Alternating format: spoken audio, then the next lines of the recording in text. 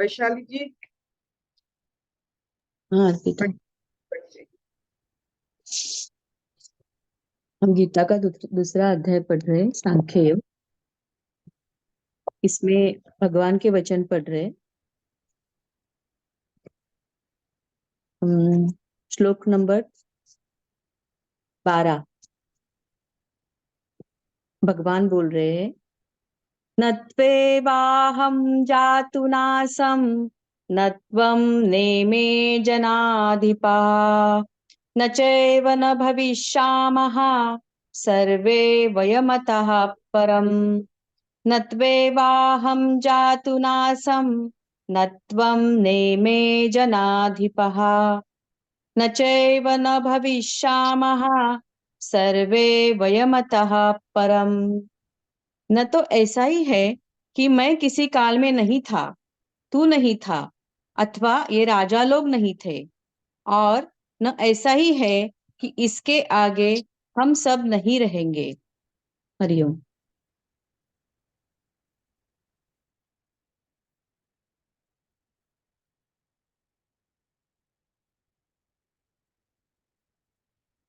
कहाँ से कहाँ आ गए? शोक, द्वंद,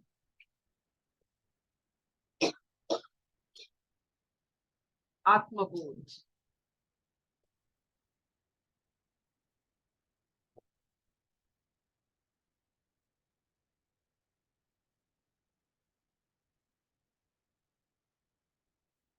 आपने देखा होगा बचपन में अपने क्लास में जब ब्लैक बोर्ड में चौक से बहुत सारा लिखन हो जाती थी तो डस्टर से उसे निभाया जाता ताकि फिर साफ हो जाए।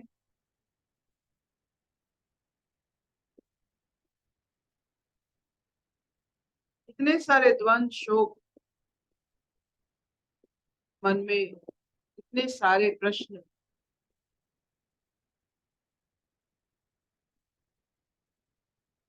तो एक अलग बात होता है डस्टर के लिए, जो ये सब को और आगे लिखने से बंद कर सकता है। वो है ऐसे विद्या, ऐसे शब्द, ऐसे भाव, ऐसे रचना जिसमें मन एनेस्थेसाइज्ड हो, मन ही ना चले और ना लिखे। मन के भाव से तो मन को कलम बनाकर तो अर्जुन लिख रहे हैं ना, कह रहे हैं, लिख रहे हैं, व्याकुल हो रहे हैं। मन को कलम बनाकर, मन को स्तब्ध करने वाली अभी कृष्ण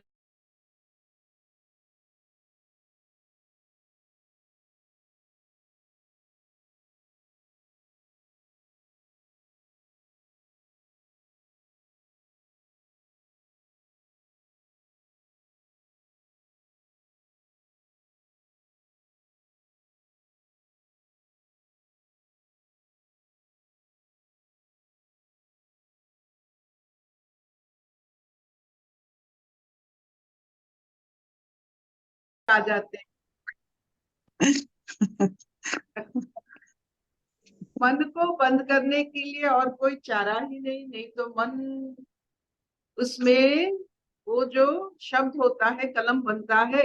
मन ऐसा स्याही है, वो खत्म ही नहीं होगा, स्तब्ध कर देते।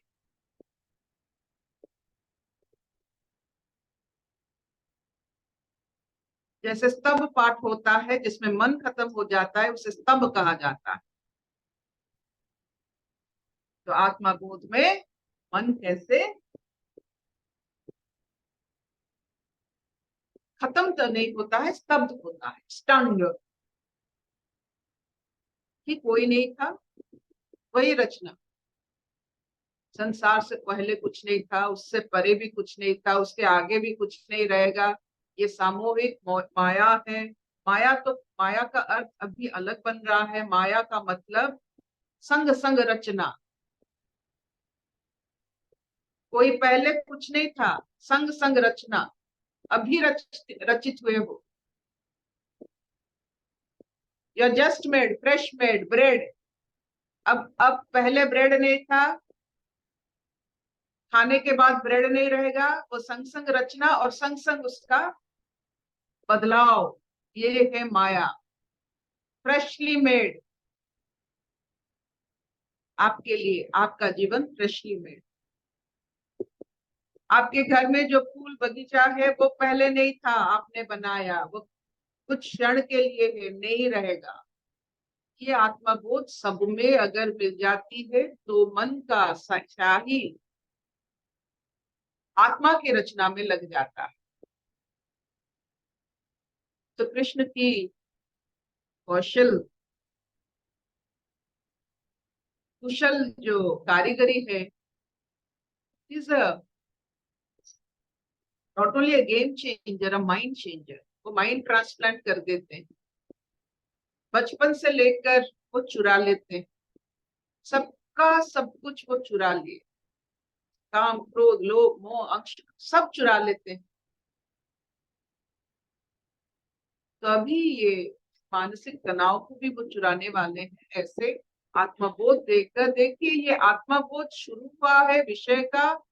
जो कोई भी शिक्षक या शिक्षक के आप देखोगे, पहले विषय का नाम लिखता है, अभी सिर्फ विषय का नाम लिखा गया है, इसमें पूरा क्लास चलेगी। अभी 18 अध्याय, ये आत्मबोध के लिए पूरा अभी क्लास लेंगे। लेकिन विषय है, तू पहले नहीं था, आगे नहीं रहेगा, कुछ समय तक है। और जो तू देख रहा है आगे, वो भी नहीं थे, नहीं रहेंगे, कुछ समय तक है। अगर कुछ समय तक तू है, वो है, तो सिर्फ धर्म रक्षा कर। जैसे सूरज अपना धर्म रक्षा करता है, अविचल अपना कर्म करता है, तू भी अविचल वैसा कर्म कर, क्योंकि तू और नहीं रहेगा। So you are dying, they are dying, who is dying, who is killing who? तो पहला सनसनी खबर वो दे रहे। आप देखो कृष्ण कैसे कुशल व्यक्ति, उनको ऐसा क्यों आता है, कैसे आता है? क्योंकि वो अपने आप को ईश्वर मान, जो अपने आप को ईश्वर मान सकता है। क्यों ईश्वर मानता है? क्योंकि वो कोई भी परिस्थिति का दास नहीं है। जो हर परिस्थिति का मालिक है, परिस्थिति को बदल सकता है और परिस्थिति को लक्ष्य दे सकता है, वो ईश्वर है। हम लोग परिस्थिति का, अपने आप को परिस्थिति का दास मान लेते। ऐसा कोई स्थिति नहीं जिससे हमें लाभ नहीं होगा, हो ही नहीं सकता। ऐसा कोई समय नहीं जिसमें शुभ लाभ नहीं है, दीपावली नहीं। तो जो खुद को ईश्वर मानते हैं, जानते हैं, उनके लिए हर दिन शुभ लाभ, हर क्षण शुभ लाभ। अभी देखिए कृष्ण जी, अर्जुन राजा है, कृष्ण भी राजा है, लेकिन ग्वालों के राजा थे। ग्वाले से राजा बने, अपने बचपन की जो जितने सारी पीड़ाएं उन्होंने झेले, और उसी से वो राजा बने। कृष्ण की कहानी थोड़ा देखिए और अर्जुन की कहानी देखिए। अर्जुन को बना बनाया राज्य मिल रहा है, कृष्ण को देखिए कितने कितने राक्षस को मार के, इसको उद्धार करके फिर जाकर द्वारकाधीश बने। अर्जुन को बना बनाया सब कुछ मिलता है, उसके लिए इतने सारे लोग काम कर रहे हैं। कृष्ण उनके साथ थे, भाइयों उनके साथ थे, इतने सारे मित्र उनके साथ थे, संबंधी उनके साथ थे, लेकिन अपना हक नहीं मांग सकते। हक मांगने में उनका द्विधा हो रहा है। क्यों होता है ये सब? अपना हक मांगने में, जैसे हमारा एक ही हक है, हम सांस ले। जैसे अलेक्जेंडर ने एक बड़े अलेक्जेंडर जब भारत आए, तो उनको ऐसा देश कभी नहीं मिला था कि हर एक व्यक्ति अपने आप में संपूर्ण है, स्थिर है, स्थित है और अपने जीवन में संतुष्ट है। एक जगह बैठ गए तो और दूसरी जगह की इच्छा नहीं है, वो इतने जगह आकर भी और आगे जाने की इच्छा है, इतने जगह को लड़कर जीत कर उनके ऊपर साम्राज्य स्थापन करने के बाद भी वो आगे जाना चाहते हैं। लेकिन भारत के लोग अपने जहां बैठे हैं उसी में स्थित है, उसी उतना ही उनका साम्राज्य है, ऐसे जगह। इसीलिए भारत को कहा जाता है भां में रत।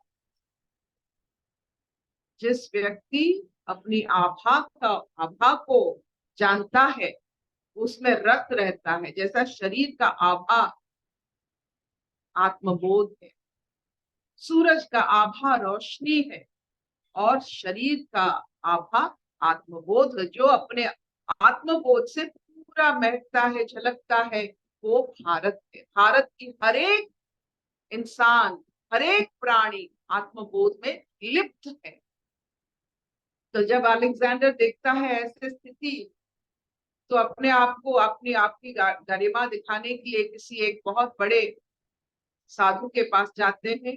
साधु अपने स्थिति में मस्त है, अलेक्जेंडर अपने अहंकार में त्रस्त है। तो सामना सामनी होता है, तो वो ऐसे आंख खोलते हैं, देखते हैं कोई आया है। तो अलेक्जेंडर उनको कहता है कि मैं अलेक्जेंडर हूँ, आपको कुछ मांगना अगर है तो आप मांग सकते हैं। तो वो साधु कहता है सिर्फ एक काम कर लेना बेटा, मेरे सामने से हट जाओ, सूरज मेरे ऊपर पड़ता था, तेरे वजह से सूरज टूट गया, तो बस यही कर दे, just go away and let the sunlight fall on me. This is what is all about our state of being. हम ऐसे ही हैं, हम मांगते नहीं है, किसी देश को जाने के लिए इच्छा नहीं है, अपने स्थिति में अपने अपने स्थिति में मस्त रहते हैं। ये आत्मबोध हमारा धरोहर है। चाहे वो कृष्ण ने सिखाया, राम जी ने सिखाया, सत्य युग से आया, या अपने ये मिट्टी का ये असर है, हम अपने साथ खुश हैं।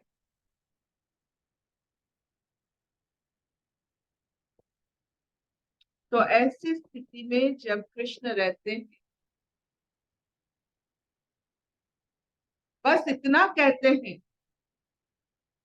तो समय उपयोगी राजा जैसा, तू राजा है, राजपुत्र है, तेरे समाज के साथ कुछ बंदिश है, कुछ बंधन है, तेरे से समाज कुछ अपेक्षा कर रहा है। इसलिए आगे तो वो जो बोलेंगे बोलेंगे, लेकिन अर्जुन के मन की रचना को खत्म किए आत्मबोध की आवाहन से।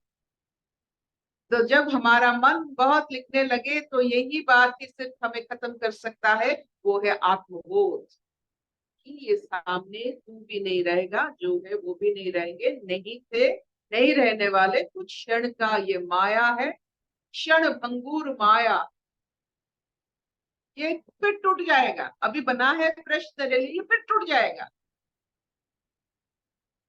ये स्थितियां ऐसा ही होता है, तेरे लिए बनता है, तेरे लिए टूटता है, तेरे लिए, हमारे लिए। दिस इज द फ्रेशनेस कि हमारे लिए दुनिया बनता है, हमारे लिए दुनिया टूटता है। बस यही ज्ञान ही आत्मबोध है।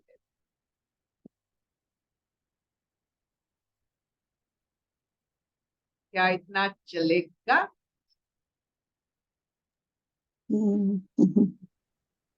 चलेगा चलेगा।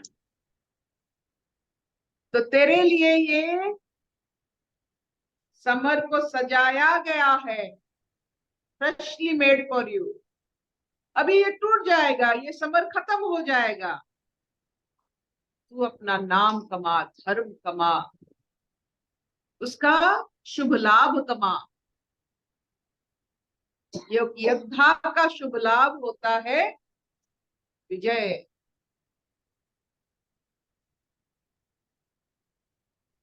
एक हमारे जैसे गृहस्थ का लाभ होता है कुटुंब वंश।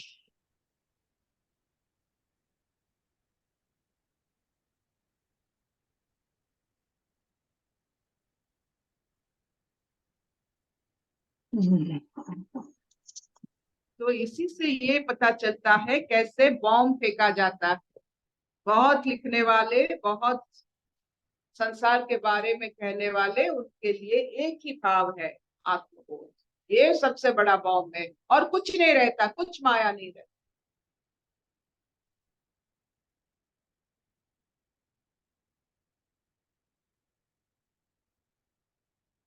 अशतो मा सद्गमय तमसो मा ज्योतिर्गमय मृत्युर्मा गमय। सर्वे सुखिनः सन्तु सर्वे सन्तु निरामया सर्वे भद्राणि पश्यन्तु मा कश्चित् दुःखभाग् भवेत्। ओम शांति शांति शांति। तो हमारे लिए ये रचना हुआ है, अभी हमारे लिए ही टूटेगा, अलग हो जाएगा। कैलिडोस्कोप आपने देखा है बचपन में, कैलिडोस्कोप आप उसे बनाते हो, फिर उसको और एक ये में देखते हो बदल जाता है, डिजाइन बदल जाता है। तो ये डिजाइन जो बदलता है वो माया है। एक डिजाइन नहीं रहेगा, बोर हो जाएंगे। कल और आज में अगर फर्क नहीं रहेगा, जेरोक्स हो जाएगा, तो वो मृत्यु है।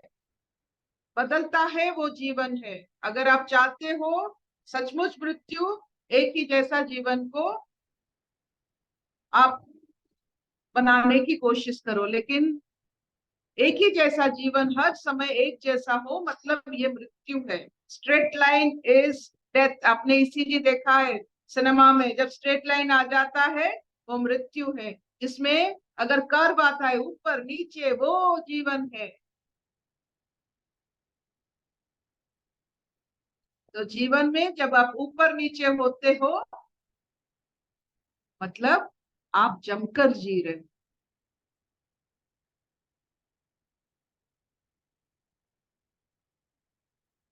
कोई प्रश्न?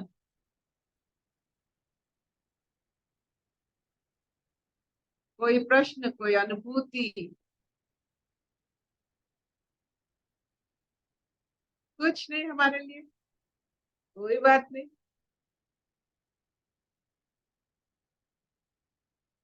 बाय बाय शबना जी। हाँ मामा। सबका मुंह, सबका फेस प्रसन्नचित्त हो जाता है, यही अनुभूति है। इसका कारण वही, जैसे बॉम्ब है, कृष्ण का बॉम्ब आत्मबोध। बॉम्ब डाल दो। कोई भी जब मन बहुत कर्म करता है, मन को बहुत आनंद आ जाता है ये पंडिताई दिखाने के लिए, तो बॉम्ब डाल दो।